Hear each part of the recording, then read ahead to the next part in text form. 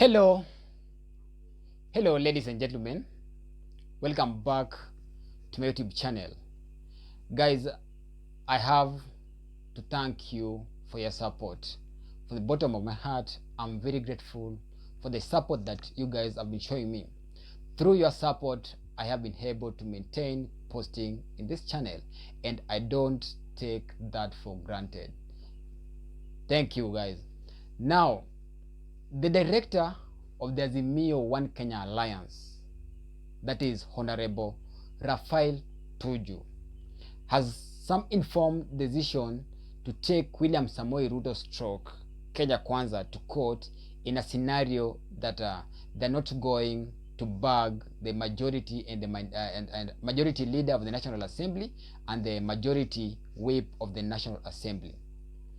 Tuju made it very clear today that in a scenario that Kenya Kwanza are going to portray some lawlessness in the parliament, and they decide to hijack the position of the majority leader and the majority whip, they're going to take that battle or this battle to the court of law, and they expect nothing less of that.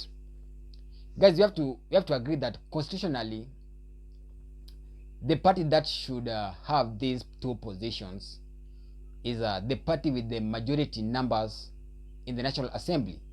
And you can recall, is it 2 days ago, Kenya Kwanza Party had their parliamentary group meeting, and they picked the leader for these two positions vis-a-vis Azimio la Umoja One Kenya Alliance. They also did the same.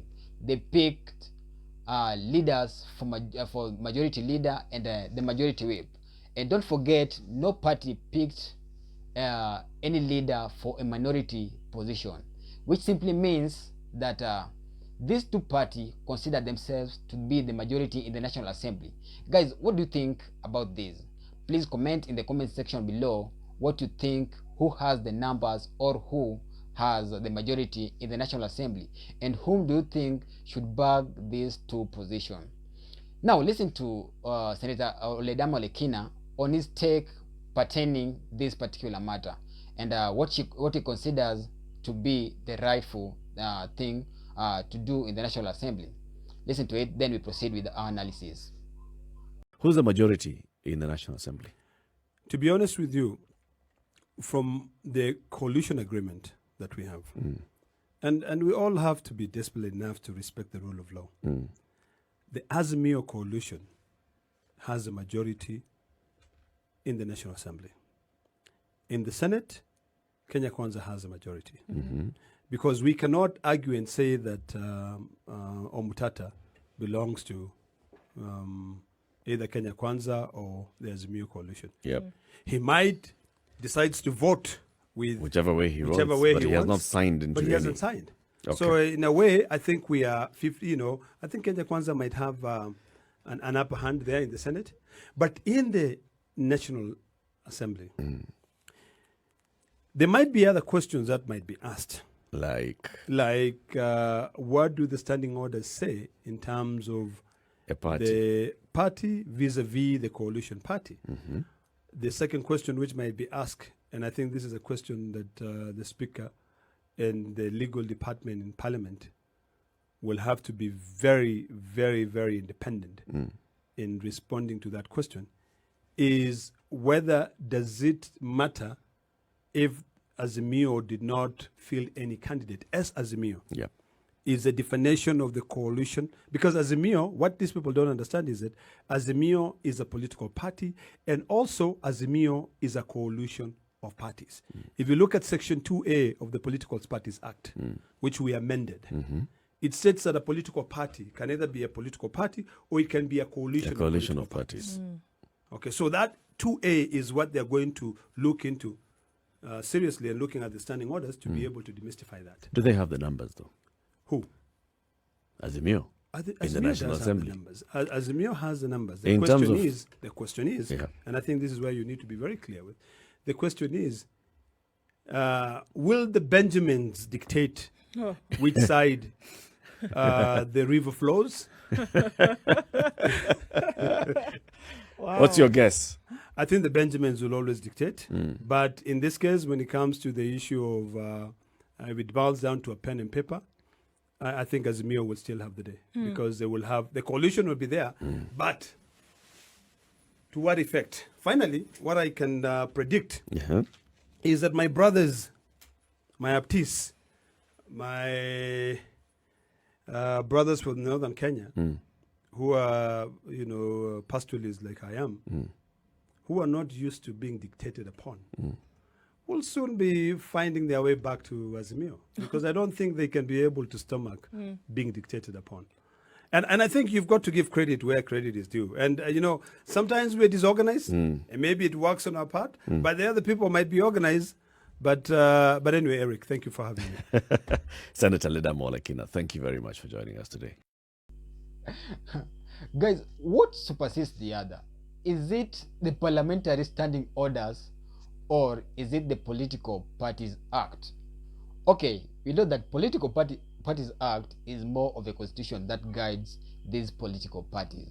And another thing that we have to ask ourselves, when Azimio was filling in a candidate for speaker position, did they use Azimio or did Kenneth Marende run under Azimio or did Kenneth Marende run under a particular party under Azimio? These are the questions that we need to ask so that we come out with the right decision.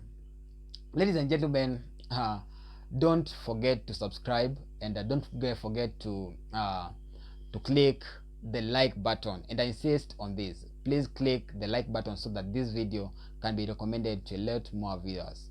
Otherwise, thank you. This is my take.